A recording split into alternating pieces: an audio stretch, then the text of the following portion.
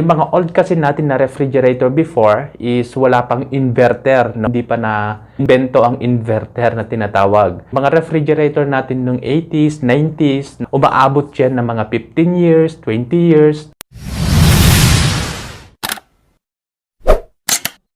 Hello mga ka-TV! So welcome back na naman dito sa Jfoid TV. Panibagong tips, panibagong video na naman ang ating gagawin. Sa video na ito is magsasagot ako ng tanong para ito sa ating mga subscriber dito sa ating YouTube channel. So kung ikaw ay may mga katanungan din about sa inyong mga appliances, mag-comment ka lang dyan sa comment box dyan sa baba para pag makita ko ay gagawan ko din ng video na tulad nito. Kung bago ka pa lang sa ating YouTube channel ay huwag mong kalimutan mag-subscribe and hit the notification bell para updated ka lagi once na nag-upload ako ng mga video. So daily po ako nag-upload ng mga tutorial about sa mga appliances natin. Disclaimer lang guys, lahat ng mga video, mga tutorial na binabahagi at ginagawa ko ng video ay ayon lamang sa aking experience. So before ay nagtrabaho ko bilang isang product specialist sa isang kumpanya ng appliances. Lahat ng mga monthly training, product training na tinuturo nila sa amin is binabahagi at ginagawan ko lang din ng video na tulad nito. Huwag na natin itong patagalin guys. Ang una natin na tanong dito ay mula ito kay Jerly Relevo. Sabi niya,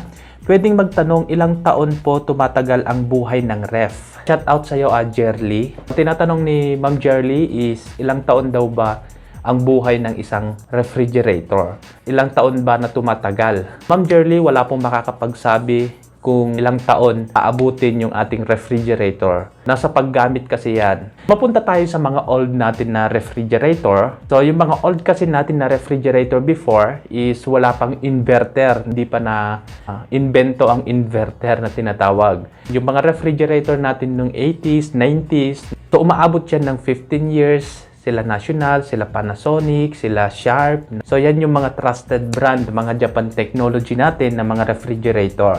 Tapos sila LG, sila Samsung nung araw. Yan yung mga namamayagpag pagdating sa mga aircon at mga washing machine natin, refrigerator. Sila Panasonic, nila Sharp, GE, yan. At yung mga Sanyo dati. So yan yung mga kilala natin na brand. I-example natin itong si Panasonic. Ito yung si National. Kasi si National at si Panasonic ay iisa lang yan. Yan yung una na brand nila, si National, bago pinili ito ni Panasonic. Mapapansin nyo ba yung mga refrigerator natin nung araw na umaabot ito ng 20 years, 15 years na gumagana yung motor? Yun nga lang, ang problema sa mga old natin na refrigerator before is kinakalawang yung cover ng ating refrigerator. Andun pa kasi yung condenser, yung parang mga wire. So makikita nyo dyan sa screen ganyan.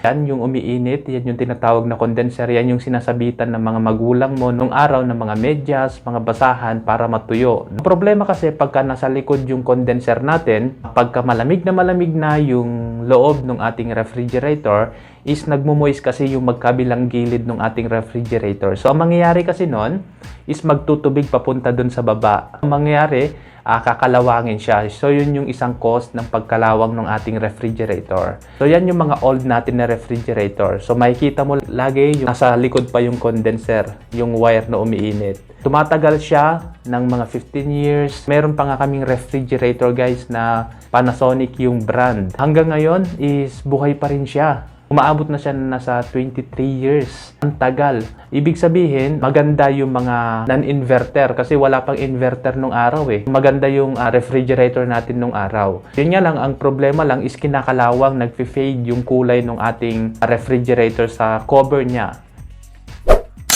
Papunta naman tayo ngayon, yung kasalukuyan na ginagamit natin, yung mga bagong refrigerator natin. So before, ay may likod pa yung ating refrigerator, andun pa yung condenser na tinatawag, yung umiinit. Ngayon, ay wala na. Flat back design na siya, kung tawagin. Saan na ba nila nilagay yung condenser o yung umiinit dun sa likod ng ating refrigerator?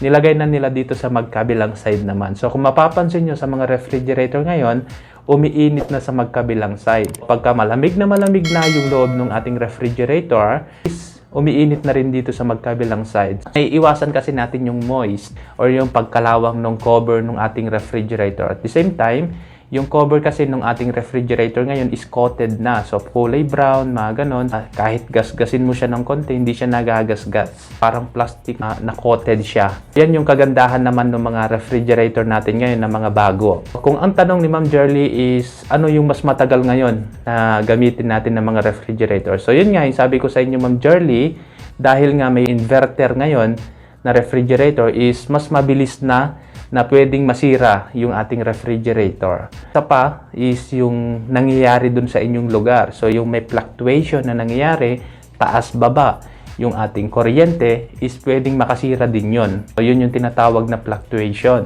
Kasi pag halimbawa 220 volts yung ating refrigerator na kailangan niyang pasok dun sa ating refrigerator para gumana at magpalamig ito, halimbawa yung kuryente nyo is bumaba sa 200 or 180 volts. So, paano nyo mapapalamig ngayon yung refrigerator nyo? So, nangyayari niyan, mapapagana niya konti yung motor ng ating refrigerator pero ay hindi niya mapapalamig. So, yun yung isang cause ng ating pagkasira ng ating mga refrigerator ngayon. So, mas maganda, Ma'am Jerly, pagka halimbawa, ganun yung nangyayari dun sa lugar nyo, fluctuation, hinababa yung kuryente natin, is mas maganda na bilhan mo na lang ng AVR o kaya yung transformer.